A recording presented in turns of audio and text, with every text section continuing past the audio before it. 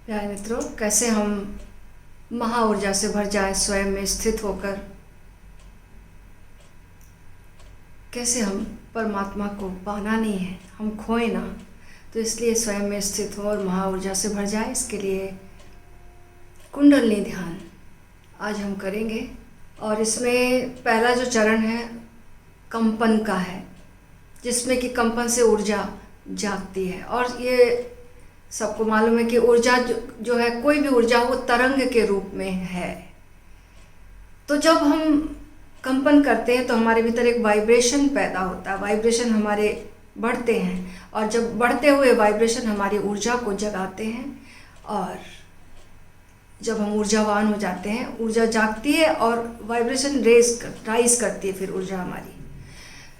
साहचर्य का नियम सबने सुना होगा कि जैसे पावलोव नाम का एक मनोवैज्ञानिक है जिसने कि एक प्रयोग किया, बहुत सबका सुना हुआ ये बारंबार है, लेकिन फिर आज के कॉन्टेक्स्ट में फिर मैं कहूँगी कि कंपन क्यों ज़रूरी है।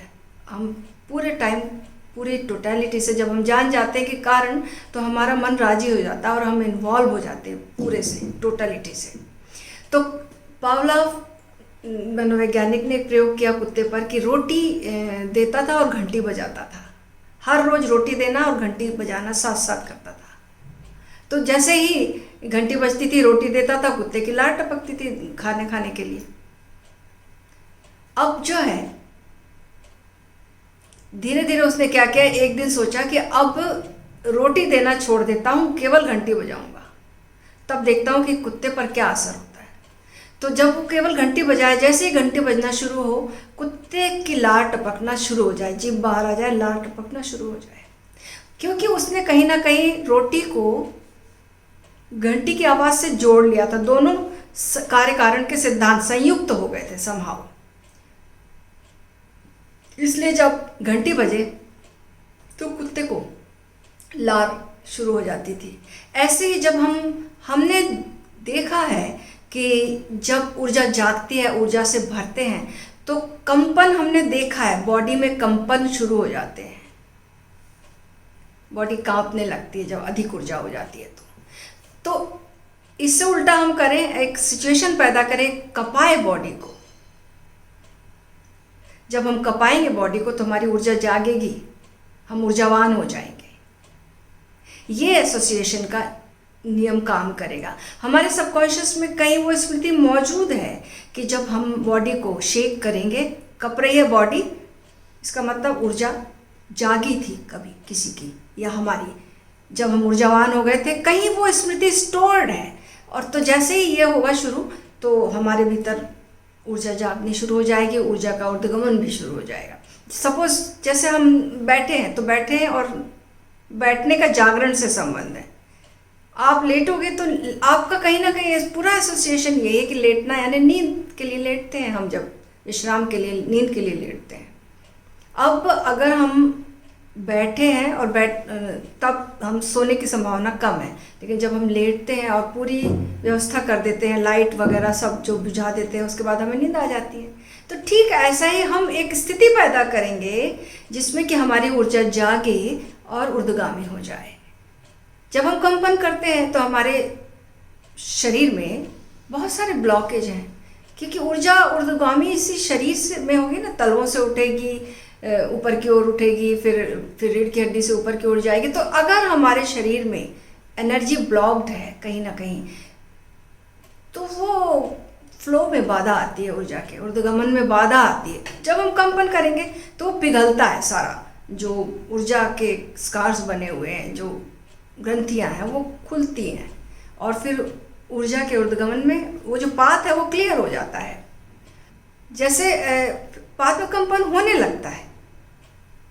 जैसे हम स्कूटर शुरू करते तो किक मारते हैं, शुरू में स्टार्ट करते हैं और बाद में स्कूटर चलता है। तो ठीक ऐसे ही हम जब कंपन शुरू करते हैं, पूरे बॉडी को कपाते हैं एक समय तक, इसमें ठीक है आपने शुरू किया, प्रयास है आपका, लेकिन आप फिर उसके बाद फील करना कि देखोगे कि आप वो होने लगा है कंपन से आप पजेस्ट हो गए हैं।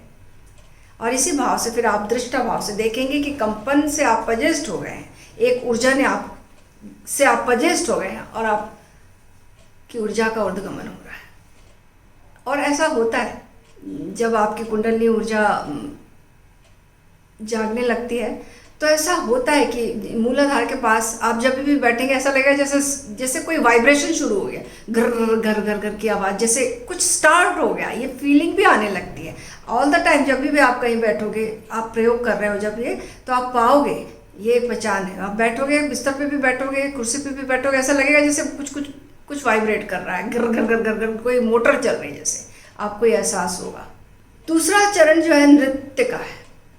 अब ऊर्जा जब जाग गई है, सहस्त्रार पर चली गई है, तो ऊर्जा कुछ ना कुछ कहीं ना कहीं जाएगी, ऊर्जा ठहरी थोड़ी रहेगी।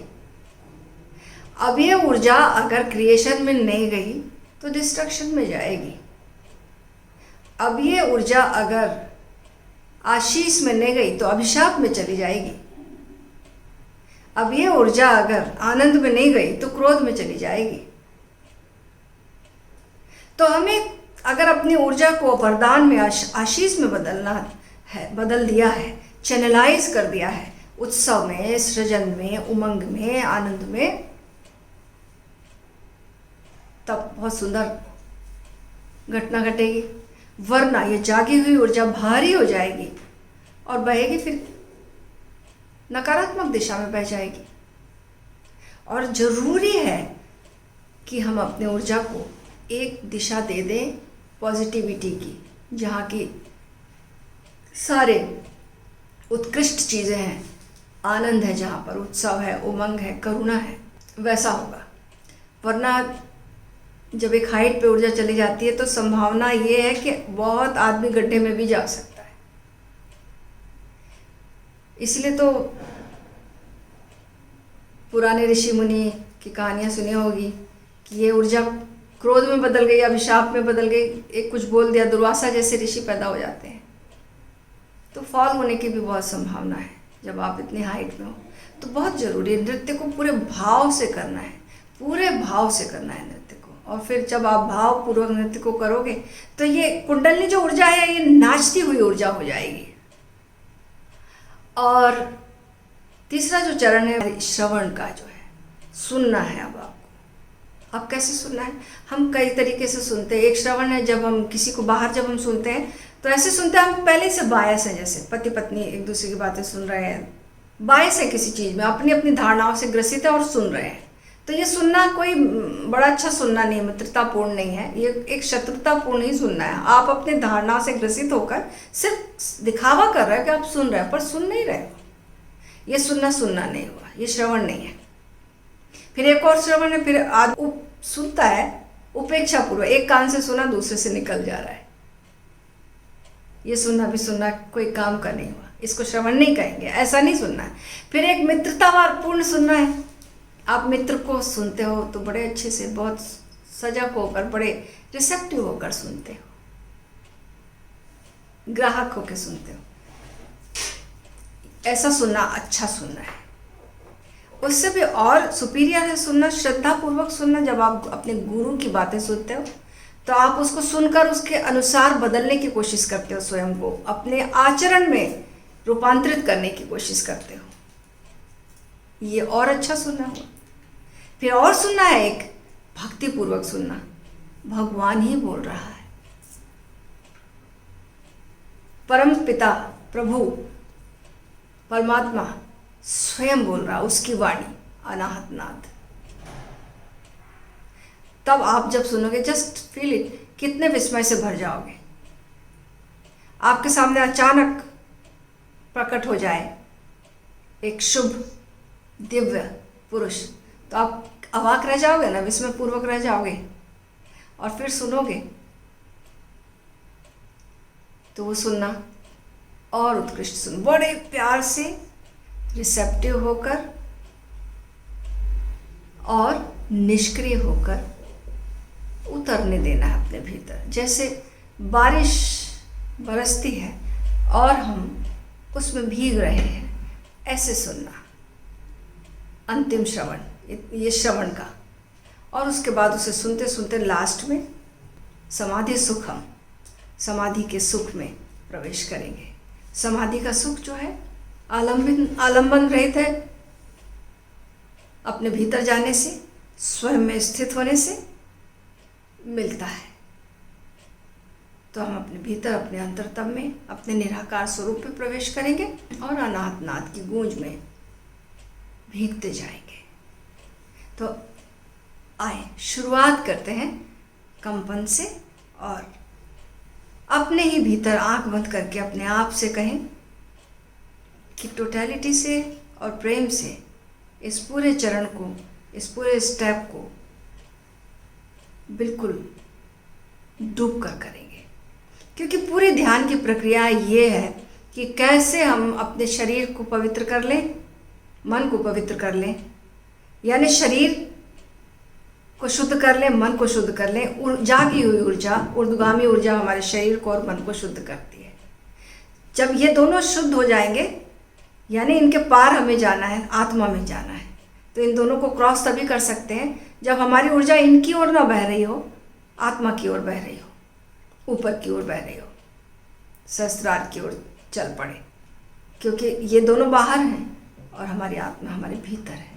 तो आए खूब डूब कर, खूब मस्त होकर, जितने आप डूब कर करेंगे उतने आप शरीर से और मन से दूर निकलते जाएंगे। और जितने मस्त होकर नाचेंगे तो फिर तो क्या कहने, आपकी ऊर्जा जो है तुरंत सहस्त्रार पर अपना घर बनाएगी।